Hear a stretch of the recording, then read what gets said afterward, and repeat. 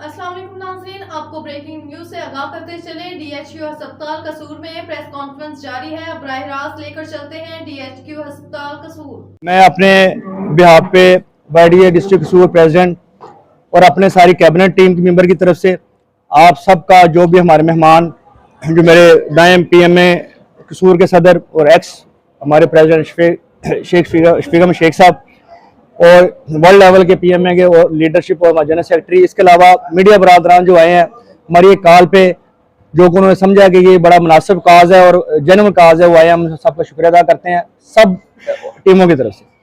अब हमारा बड़ा शार्ट सा ब्रीफ है, कोई आपका बड़ा टाइम कीमती है, हम आपको बहुत ज़्यादा आपको लंबी चौड़ी स्पीच करने नहीं आए, आपको अपना मौक़िफ़ देने आए हैं और आपको इंशाल्लाह with the passive time short time में आपको हम फ्री कर देंगे।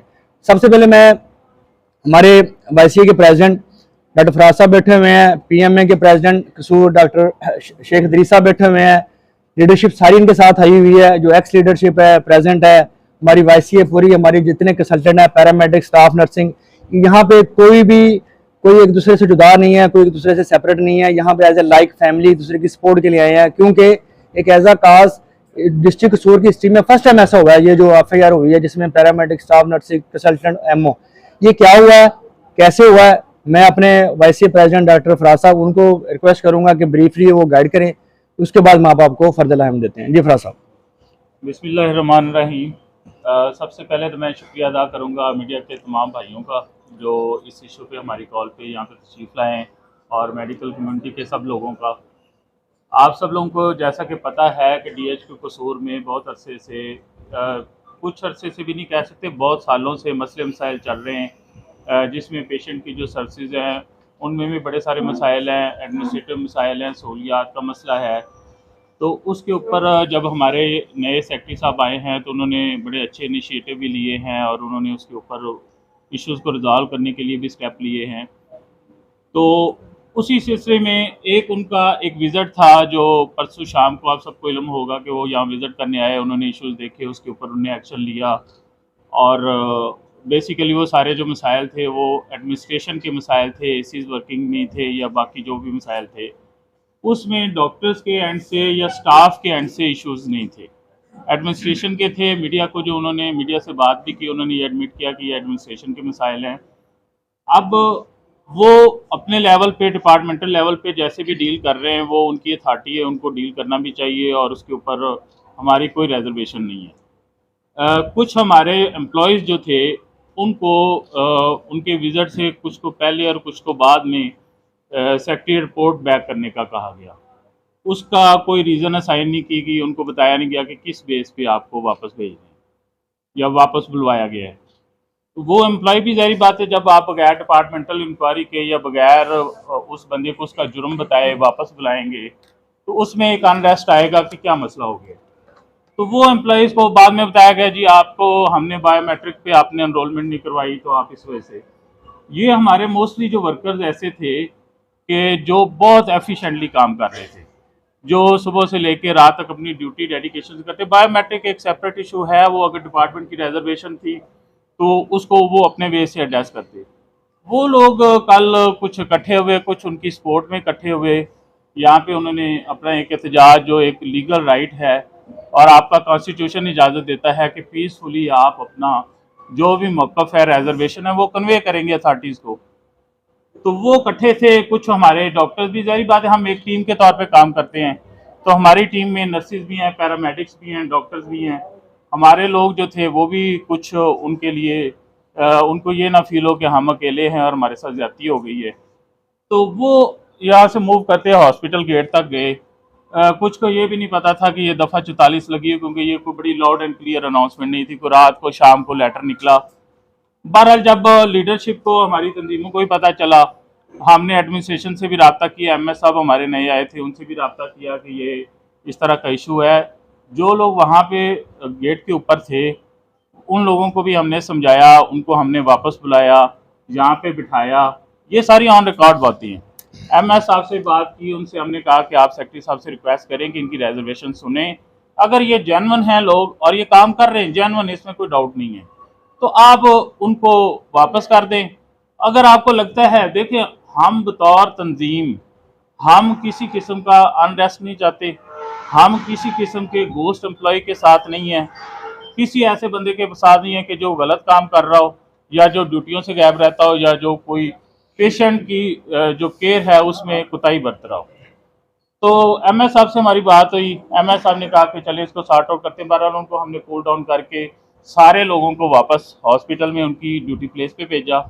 ओपीडी सर्विसेज, एमरजेंसी वार्ड्स जो काम चल रहे थे उनको हमने एज यूजुअल चलाया और हमने सबको पीसफुल रहने का कहा कि ये एक डिपार्टमेंटल मैटर है, डिपार्टमेंट इसको अपने तरीके से देखेगा, अगर ज्यादती होगी तो फिर हम उस पर आवाज़ उठाएंगे जो आपका कॉन्स्टिट्यूशन अलाउ करता है उस तरीके से। ये मैटर जब सॉल्व हो गया तो उसके कुछ 2-3 घंटे के बाद हमें पता चला कि वो जो लोग थे हमारे, उनके ऊपर एक एफआईआर कर दी गई है कि आपने दफ़ा 144 की खिलाफ वर्जी की, जिसमें हमारे बहुत सारे सीनियर डॉक्टर्स भी थे और वाईडी के हमारे डॉक्टर्स भी थे, हमारी नर्सेज, पैरामेडिक्स, लोअर स्टाफ। ये जो पीसफुल प्रोटेस्ट कर रहा था इसकी फुटेज आप लोगों के पास भी होगी, हम भी मुहैया करेंगे। कोई इंतशार नहीं था इसके अंदर।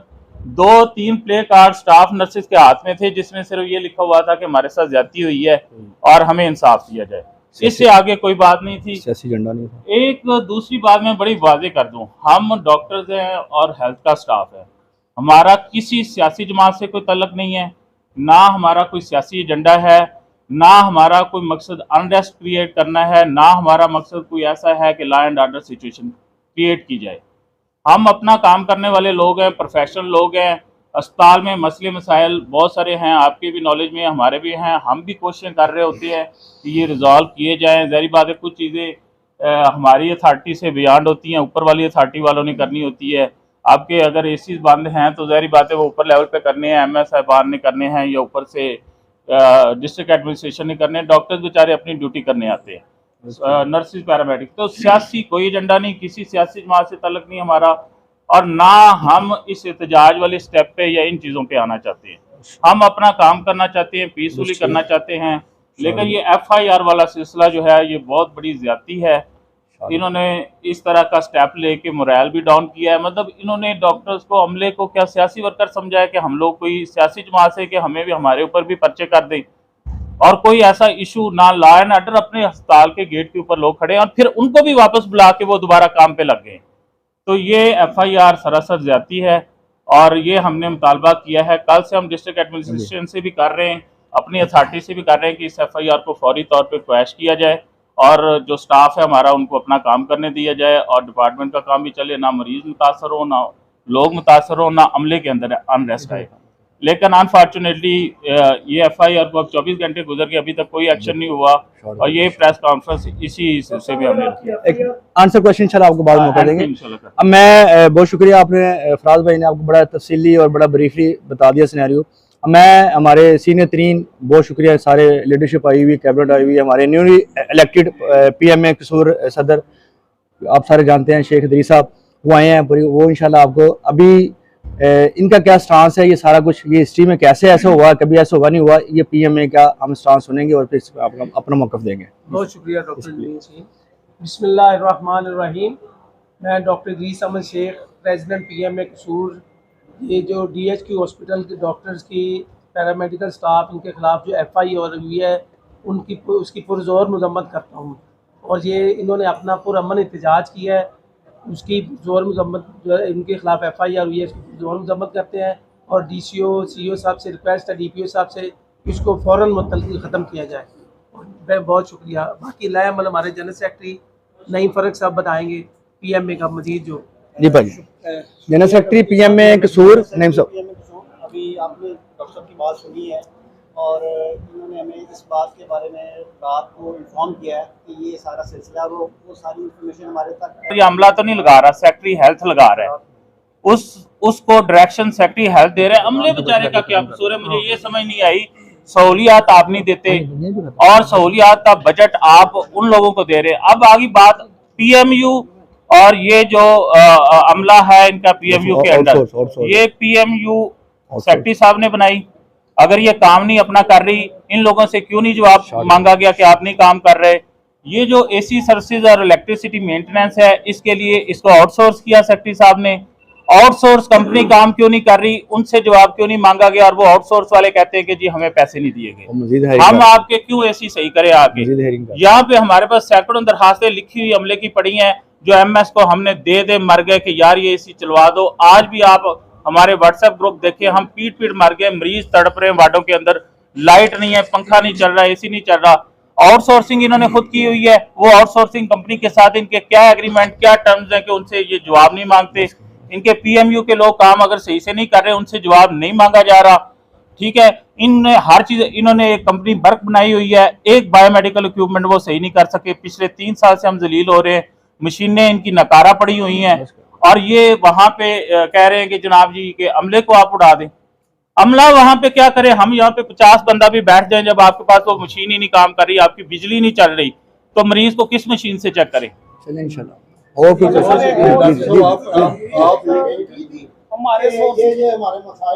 जी, ये तहरीरी हमारे पास रिकॉर्ड में पड़ा है, हमारे पास तहरीरी रिकॉर्ड में ये सारी चीजें पड़ी हैं। हमारी हेड नर्सिस हर इशू को इंटीमेट करती हैं एमएस ऑफिस को। एक बहुत बड़ी एक और मैं आज बात बता दूं जो लोगों को नहीं पता, हर ऑफिस का प्रोटोकॉल होता है कि कोई भी कंप्लेंट आती है तो वो डायरेक्ट डायरी होती है, उसका एक डायरी नंबर इशू होता है।